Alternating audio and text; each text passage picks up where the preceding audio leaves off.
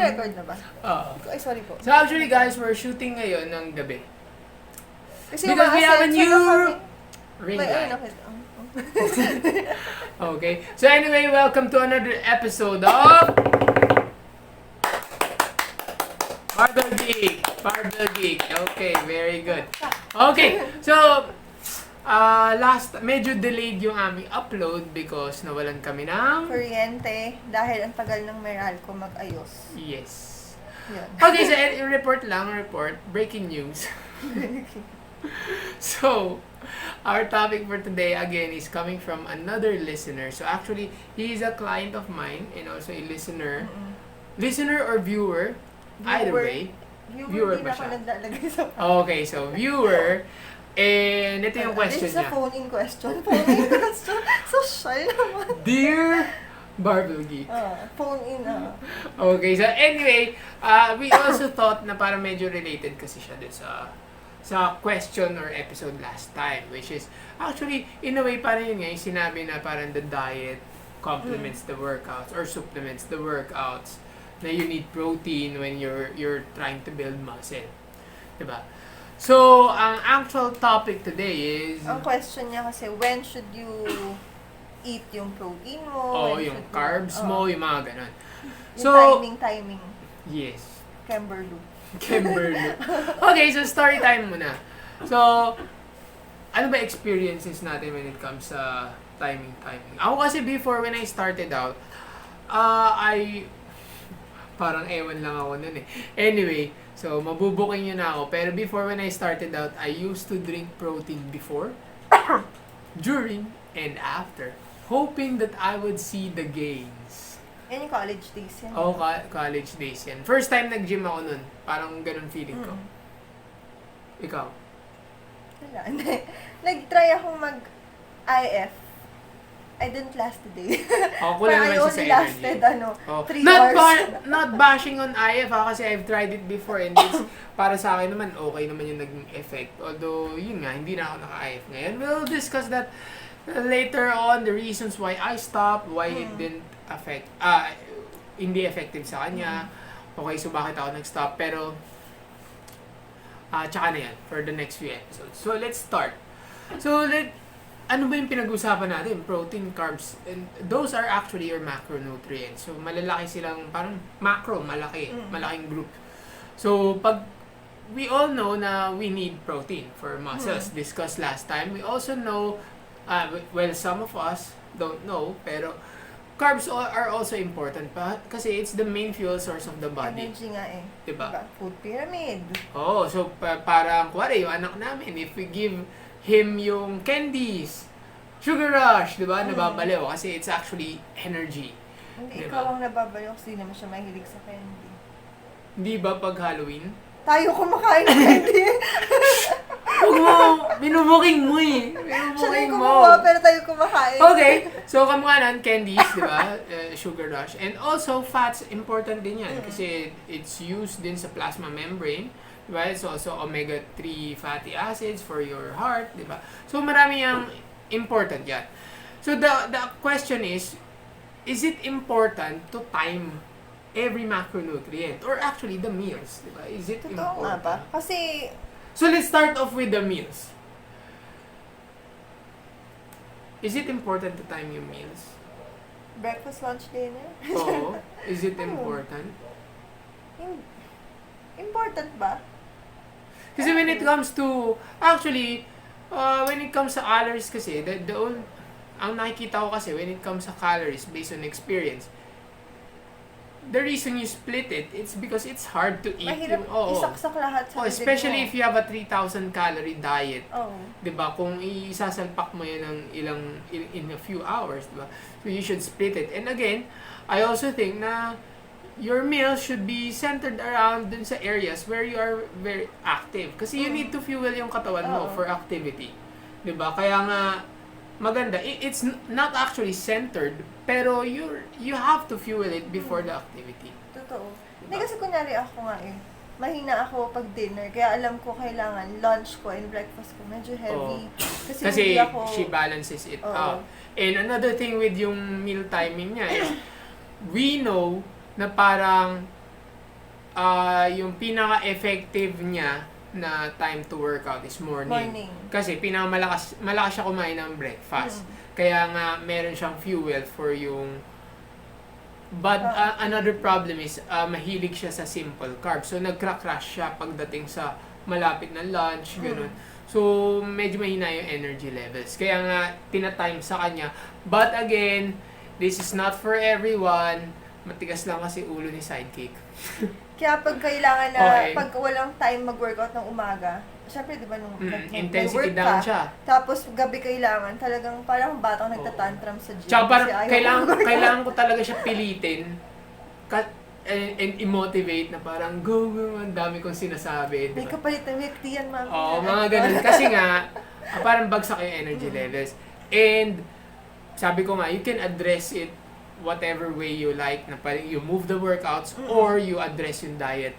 Diba? It just so happens na, well, alam niyo naman, pag pinilit ko siya, hanggang bahay po, awayin po ako dyan sa pagpipilit ko. Okay? So, next part naman yan is yung carbs.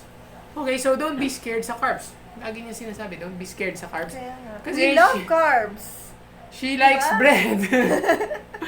Diba? Parang carbs, ganun. the best. So, carbs again, carbs don't actually make you fat. If you eat too much, that makes you fat. If you eat a lot, tapos you don't move, Oo. Diba? Pero it's within yung calories mo, then the body has no reason, diba, to store fat. It will just burn off energy. Kasi nga, yun nga parang saglit lang, down ka na. But again, remember, may two types ng carbs. You have your simple and your complex. Simple carbs, they spike you up agad.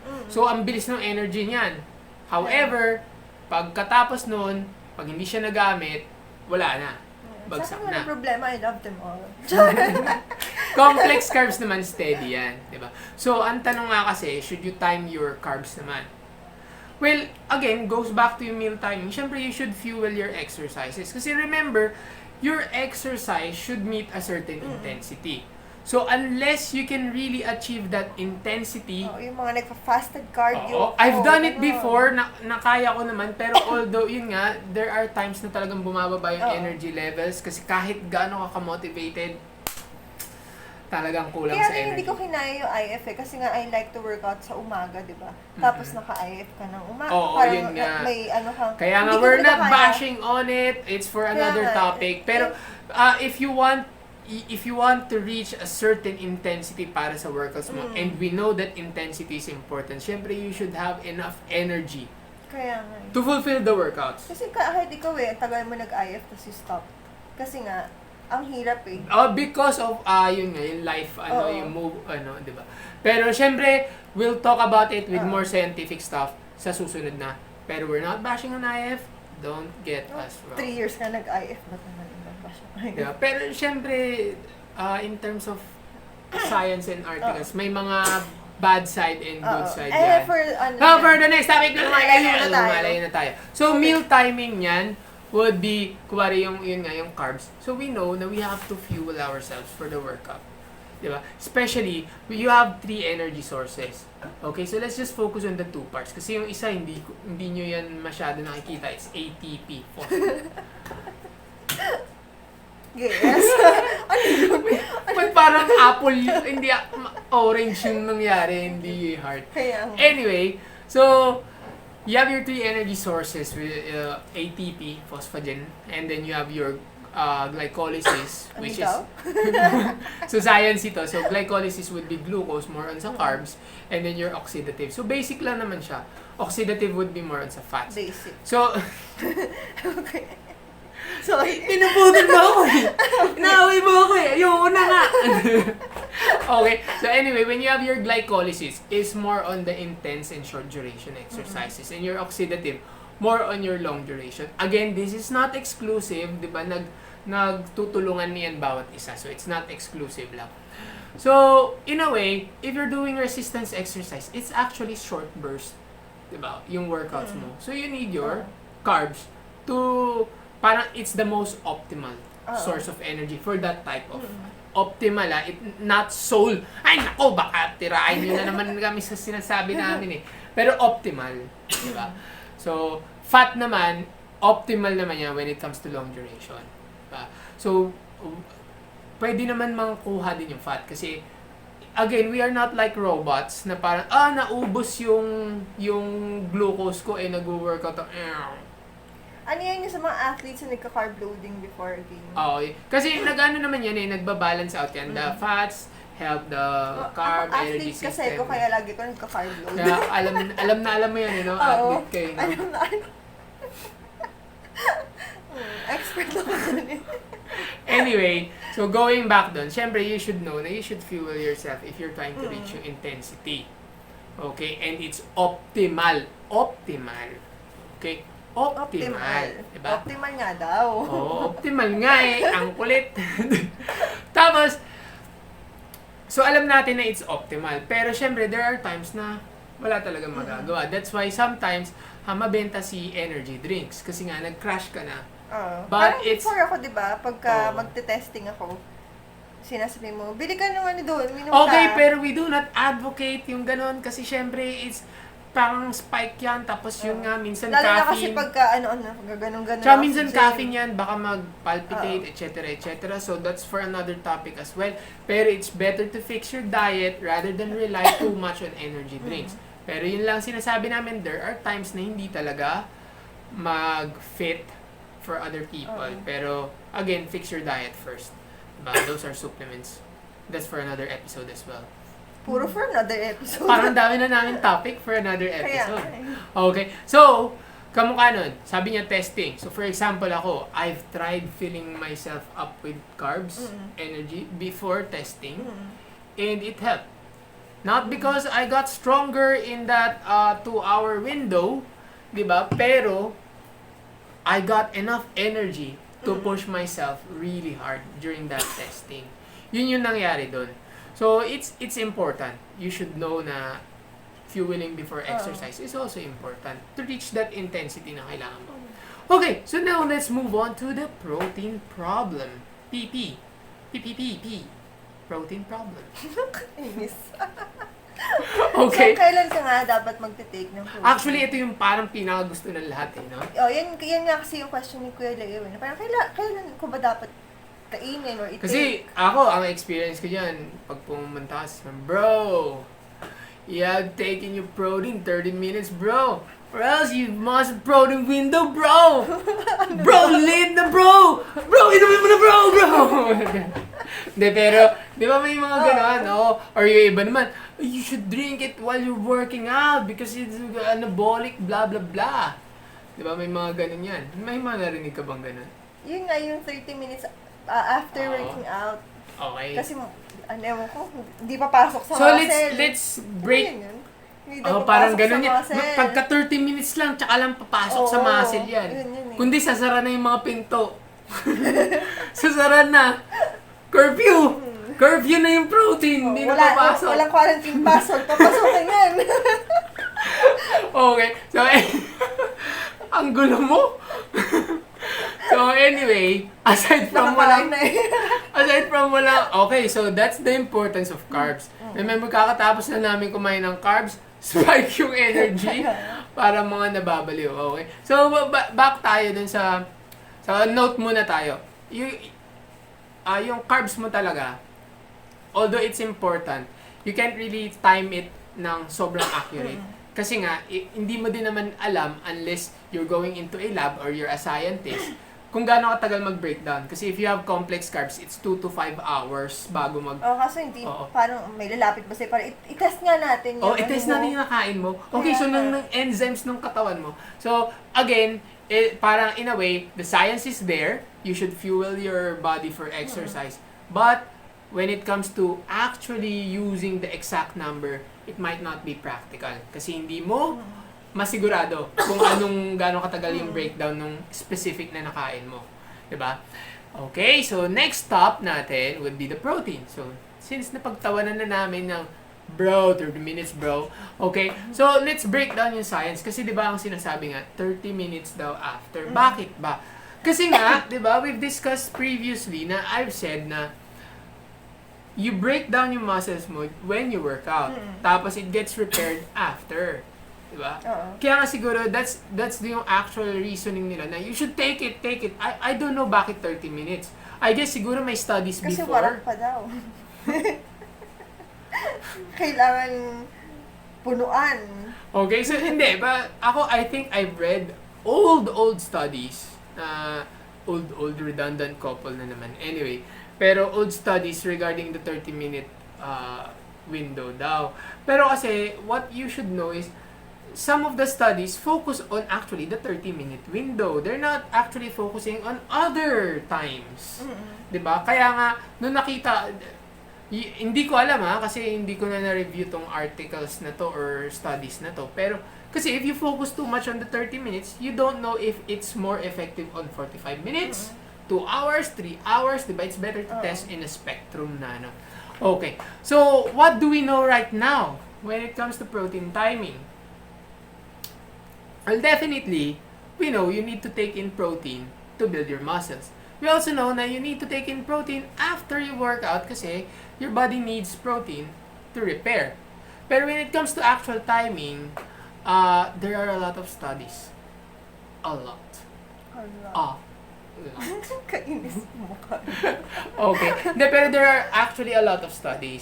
Kasi if we look at it, there are studies showing na there's actually no difference. Parang nagsasayang lang Kaya tayo. anong oras mo i-take? Oh, kasi actually meron kang makikita dito na study na parang it's on, I think if tama yung it's on postmenopausal women. Postmenopausal women. Tapos ang conclusion is protein timing has no effect on lean mass, strength, and functional capacity, blah, blah, blah. Kasi parang insignificant daw. Tapos parang what they did here was, they have yung timing nga ng actual protein kung kailan binibigay. So, kung basahin natin, sinabi ba? Meron immediately after, before, etc. Tapos parang sinabi nga, there's no difference. Kasi parang feeling ko, as long as you're able to meet your macros, yes, gumaganon. Diba? Diba? Tapos another thing, this one, eto na naman, timing na naman. Ay, yung if umaga or hapon or This gabi, one, what they did was, may program. Pinainom ng protein umaga, pinainom ng gabi. It seems mas na-absorb sa gabi. However, only those that take in 30 grams and above sa gabi ang may effect. Okay, so sinasabi naman ito, meron, pero sa gabi mo daw iinumin. Okay, there are also studies showing na 25 grams lang daw. Anything more, hindi daw masyado na-absorb. Anything less naman, too less, parang hindi masyado. There are also studies showing na it's beneficial 30 minutes after. And it's even more beneficial 2 hours. Parang yun yung sinasabi na even up to 2 hours, pwede pa rin. 'Di ba? Ang dami. Even, meron din naman nagsabi na no changes. There's another study, pangalawang study na yun, nagsabi no changes. Binigyan sila ng before exercise, after exercise, iba-iba yung effects na biniga. Sinabi, no changes, no actual changes nangyari. Diba? Kaya nga, if we look at this one, there's a protein. The 30-minute rule seems parang medyo debunked na. Kasi parang pag tinignan mo 2 hours, tapos meron pa yung gabi, di ba? So it seems 30 minutes is not actually the only way to do it. Di ba? Tapos when it comes to the timing itself, there are studies showing na it's not really important. Di ba? As long as you take in the protein daw. Di ba? But there are studies showing din naman na pagkagabi. Ngayon, what's my take on this one? Kasi these are studies, relatively bago sila, and they're actually good sources of So, syempre, I've heard a podcast before, mga group ng PhD din sila na scientists regarding dito. Tapos parang pinag-uusapan nga yung protein timing, and they have their position stand. So, what is position stand? They interpreted the recent studies, tapos they gave their take, as in sinulat nila yan, tapos inapprove yan, blah blah blah. So, ang take is, the science is there to guide us. Diba? Pero it is not para, may, some of the experiments kasi, or the studies, it's really hard to replicate in real life. Oo. Diba, imagine, Ba't kayo taking sarado all of naman? your protein sa gabi, tapos making sure 30 grams yan sa gabi. Kaya, And also trying to satisfy the 2-hour window and also trying to satisfy the 30-minute window. Kaya mo yun. Kunyari may trabaho ka, tapos every 2 hours, gigising ka. Diba? Kaya nga, in this study, 2018 study, ang recommendation was, we know na taking in protein is important. We also know, based on a lot of studies, na you can take in up to 2 grams of protein per kilogram. So, ibig sabihin, kung 50 kilos ang timbang mo, you can take in 100 grams of protein. And it's okay. And for sedentary individuals yung hindi masyado gumagalaw, it's 0.8 grams per kilogram. So, parang ganun yan. Yan yung sinasabi. And they also said na once matagal ka na nagbubuhat and you're on a diet, usually, kaya mo nang bumaba ng onti in protein. So, you don't have to take in 2 grams, but the body becomes efficient in absorbing the protein. Kaya nga pwedeng 1.5 grams per kilogram body weight na lang. So, ang sinasabi nga, syempre, you have the 30 grams dapat, you have the 25 grams dapat. Ang gulo, di ba? Ang sobrang dami. Kaya what they're saying is, take in your protein, if you're lifting, maybe 1.5 grams per kilogram, or up to 2 grams if you really need it, 'di ba? Tapos spread it throughout the day, 'di ba? If you're eating 4 meals, divide it by 4 and then take in yung protein. Kaya nga parang mas mas practical. Oo. Kaya nga our advice for you guys is record nyo. 'Di ba? You have apps there, tapos makikita nyo. Oo nga, sa Diba? mga nagka-calorie count ng mga apps. Oo.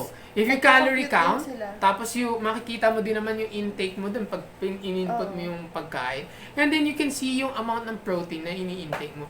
Just make sure na you're taking in protein dun sa kailangan mo, which is around, sabi nga, 0.8 to 2. Saka hindi garbage protein. Diba? Hindi Okay, so garbage 0.8 to 2 grams per kilogram body weight.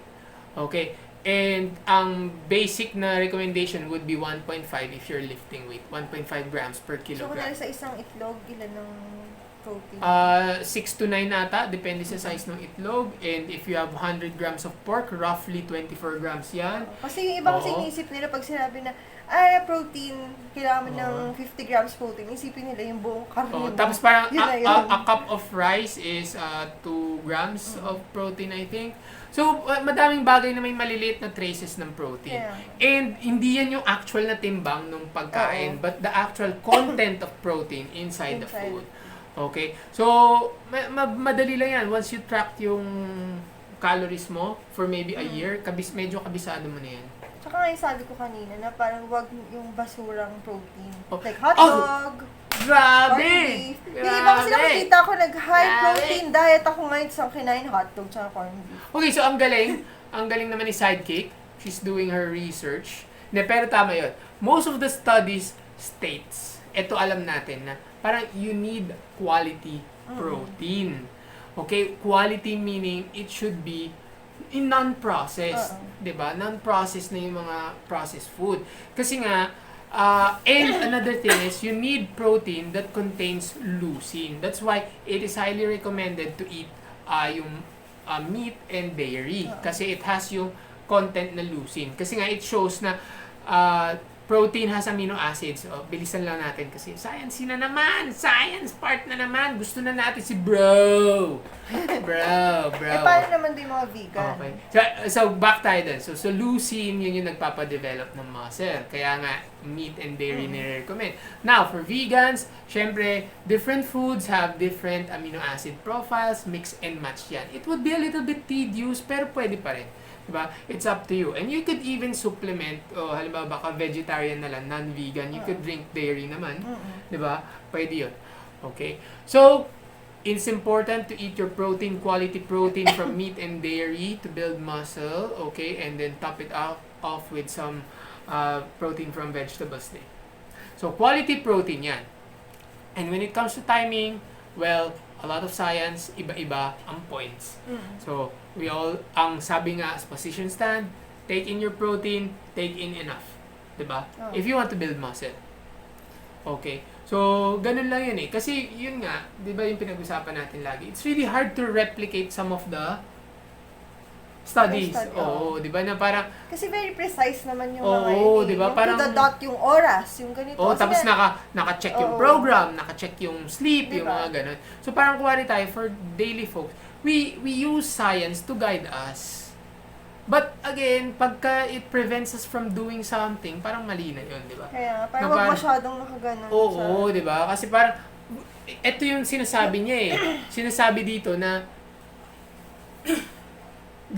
kamukha nito, the window of opportunities, as long as 4 to 6 hours, that's long enough, di ba? Even after you work out nga daw, that's 4 to 6 hours. Some say 2 hours. Pero the longest could be 4 to 6 hours. Some say the evening is good, di ba? Kaya nga, the main point here is, guys, we need carbs, we need protein. Take in your carbs, take in your protein. Di ba? Ganun lang yun. Spread it out. Make sure you're eating right, or eating quality food, and enough to fuel whatever yung kailangan mo. Diba? I mean, if you want to talk about yung precise timing yan, we could do that in another topic. Pero could you? Yun yung tanong eh. Could you really accomplish that? Kasi that's... But it's too much ngayon. Kasi lalo na nga if you're working, you're studying. O, tapos parang, ang isang example ko nga... Ang hirap naman nung kailangan pang talagang saktong-sakto. Are you really willing to wake up every night to eat your... Every 2 hours, gigising 2 hours or 4 to 6 hours? Diba? So, it's really, parang, the takeaway here is, take it. The takeaway here is, take it. Tapos parang, nag-alarm na, kailangan na kumain, may meeting kasama si boss. Boss, excuse me, boss, kakain ako. Boss! Protein window, boss! Protein window! Diba? Pero, parang ganun nga. Siyempre, diba, life happens. So, you have to make do. Just make sure, yun nga, the main takeaway is, take in your carbs or fuel your exercise, and then provide enough building blocks for your muscles. Throughout the day, spread it. Make sure you're eating enough. Kasi nga, the studies are there showing the importance of it. The time is really iba-iba. Diba? Ganun. Okay. So again, that's the end of our topic. I hope you've learned a lot. Okay? And, syempre marami pang topics dyan. Correct us if we're wrong, and then provide studies then that we could read up on, di ba? You could read up on. Para, di ba, exchange of information. And if you do have questions, message us sa Facebook page or comment down below. Yes, okay. Maganda yan. Okay? And, thank you pala sa mga nakikinig, and those that, na-appreciate namin na nakikinig kayo. Nakikinig kayo and nagbibigay kayo ng questions and topics that we could discuss. Okay, so again, I hope you've learned a lot. Okay, fuel your exercises, take in your protein, okay? There are guidelines out there. So stay strong, stay safe, stay strong, stay motivated. Barbell Geek, signing out. Bye. Bye. Thank you.